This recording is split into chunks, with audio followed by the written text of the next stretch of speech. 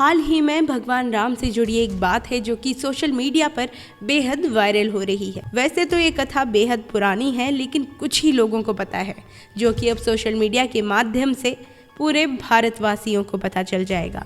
दरअसल बात यह है कि एक कथा के अनुसार कुछ लोगों का मानना है कि प्रभु श्री राम पहले से ही भारत में ही विराजमान थे और वो केवल अयोध्या रात्रि को आते हैं सिर्फ विश्राम करने, और पिछले 450 सालों से प्रभु श्री राम कहीं और के राजा के रूप में विराजमान है और सिर्फ रात को ही वो अयोध्या वापस आते हैं। क्या है पूरी कहानी, जानने के लिए इस वीडियो को अंत तक जरूर देखें और इसे अपने दोस्तों के साथ जरूर शेयर करें और कमेंट सेक्शन में जय सिया राम लिखना ना भूलें।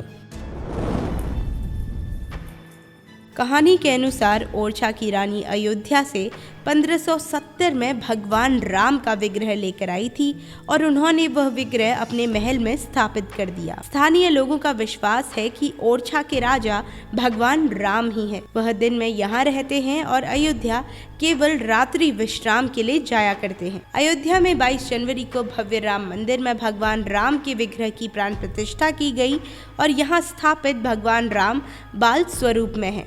वह अभी बालक हैं, लेकिन उत्तर प्रदेश और मध्य प्रदेश की सीमा पर स्थित एक छोटे से कस्बे ओरछा में भगवान राजा राम के रूप में विराजमान है। यूपी के झांसी से सटा ओरछा मध्य प्रदेश की सीमा में आता है और जिला निवाड़ी है। अयोध्या में राम मंदिर को ध्वस्त करने के बाद बाबर के सिपहसालार मीर बांकी ने बाबरी मस्जिद बनवाई थी और कहा जाता है कि ओरछा की रानी को इस घटना के करीबन 50 दिन बाद सरयू नदी से भगवान राम की एक मूर्ति मिली। उसे वह यहाँ लाई और उन्होंने अपने महल में इस मूर्ति को स्थापित कर दिया। तब से भगवान राम यहाँ के राजा हैं और उन्हें रोज गॉड ऑफ ऑनर दिया जाता है। एक जमाने में बुंदेलखंड के जंगलों में छिपा यह छोटा सा शहर कैसे दूसरी राम नगरी बन गया, अपने आप में ये एक दिलचस्प कहानी है। ओरछा के बुंदेला शासकों का दावा है कि वह भगवान राम के कुल के हैं और वह रघुवंशी हैं। बुंदेला खुद को भगवान राम के बेटे लव का वंशज भी बताते हैं। उनके बुंदेला कहलाए जाने के पीछे भी एक अनोखी कथा है। दरअसल 11वीं सदी में इनके एक पूर्वज थे हेमकरण। उन्होंने देवी विद्यावासिनी की घोर तपस्या की और उस साधना के फलस्वरूप देवी प्रसन्न हुई और उन्हें पंचम विद्येला की उपाधि दी। समय के साथ विद्येला शब्द बिगड़कर बुंदेला हो गया और उनका राज्य बुंदेलखंड कहलाने लगा। ओरछा की स्थापना भी 1530 में बताई जाती है। तब तक यह बेतवा नदी के किनारे बसा घने पेड़ों का इलाका था। यहाँ पर एक बार बुंदेला के शासक रुद्र प्रताप शिकार करने आए और उन्हें यह स्थान इतना अच्छा लगा कि उन्होंने इसे बुंदेलखंड की राजधानी बनाने का फैसला कर लिया। ओरछा की स्थापना के 1 साल के भीतर ही रुद्र प्रताप एक बाघ का शिकार करते समय घायल हो गए और उनकी मृत्यु हो गई। उसके बाद उनके बेटे भारती चंद यहाँ के राजा बने, लेकिन उनका भी 1550 में निधन हो गया। उनकी कोई संतान नहीं थी और अब ओरछा का राज्य छोटे राजकुमार मधुकर शाह को मिला। मधुकर शाह और उनकी रानी गणेश कुमारी बहुत धार्मिक थे। इतिहासकार मीनाक्षी जैन के मुताबिक दोनों वैष्णव थे, लेकिन एक मुद्दे पर दोनों की मतभेद थी। अपनी किताब flight of deities and rebirth of temples में वह लिखती हैं कि मधुकर शाह कृष्ण भक्त थे, वहीं रानी भगवान राम की भक्त थी। एक बार इसी मुद्दे पर दोनों के बीच में इतना विवाद हुआ जिसका परिणाम यह हुआ कि ओरछा भगवान राम की नगरी बन गया। इससे पता चलता है कि रानी जीत गई होंगी।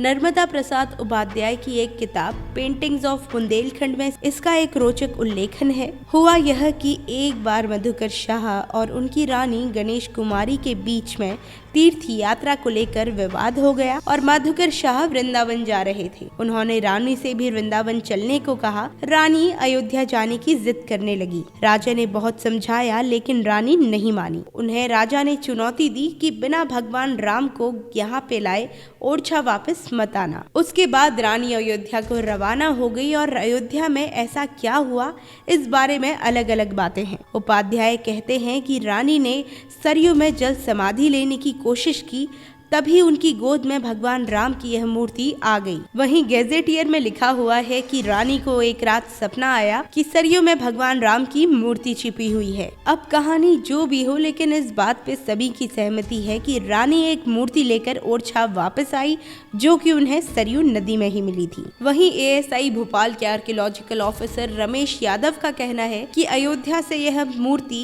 सन 1575 से 1578 के बीच लाई गई थी। जब रानी यह मूर्ति लेकर मधुकर शाह के पास गई तो उसके बाद उन दोनों के बीच सुलह हो गई और राजा भी प्रभु श्री राम के भक्त हो गए। उपाध्याय कहते हैं कि राजा राम के ओरछा आगमन पर बेतवा के किनारे भव्य उत्सव का आयोजन किया गया और उस उत्सव में खुद राजा मधुकर शाह पैरों में घुंघरू बांधकर नाचे थे। राजा ने राजा राम के लिए एक भव्य मंदिर का निर्माण भी शुरू किया, लेकिन रानी गणेश कुंवारी ने निश्चय किया कि वह भगवान राम की मूर्ति को अपने महल में ही रखेंगी। उन्होंने राजा राम के विग्रह को महल में बनी अपनी रसोई में स्थापित किया। इसी रसोई को मंदिर का रूप दे दिया। यह आज भी ऐसा ही है और अयोध्या के कनक भवन की झलक देता है। एक किंवदंती के अनुसार ये भी है कि भगवान राम के इस विग्रह ने अपने स्थान से हिलने से इनकार कर दिया। इसी कारण से रानी का महल राजा राम मंदिर के रूप में विख्यात हो गया। देश में यह एकलौता मंदिर है जहां प्रभु श्री राम की पूजा एक राजा के रूप में होती है। जैन ने अपनी किताब में ये भी लिखा कि वह राजसी पगड़ी पहनते हैं, उनके दाहिने हाथ में एक तलवार और बाएं में ढाल है। रोज उन्हें गॉड ऑफ ऑनर या सैन्य सलामी दी जाती है। सीता भी मुकुट पहनती है और लक्ष्मण राजकुमार के वेश में है। यहाँ रोज सुबह राजा राम को सलामी दी जाती है, जिसके लिए पुलिस कर्मियों की एक टुकड़ी मंदिर में तैनात रहती है। स्थानीय लोगों का विश्वास है कि राजा राम के रूप में यहाँ दिन भर रहते हैं और अयोध्या वह केवल शाम को विश्राम के लिए जाते हैं। अब सवाल उठता है कि आखिर उस मंदिर का क्या हुआ जो मधुकर शाह ने बनवाया था। उसके बारे में बताया जाता है कि उनके बेटे वीर सिंह देव ने इस मंदिर को पूरा करवाया। वीर सिंह देव मुगल बादशाह जहांगीर के समकालीन थे।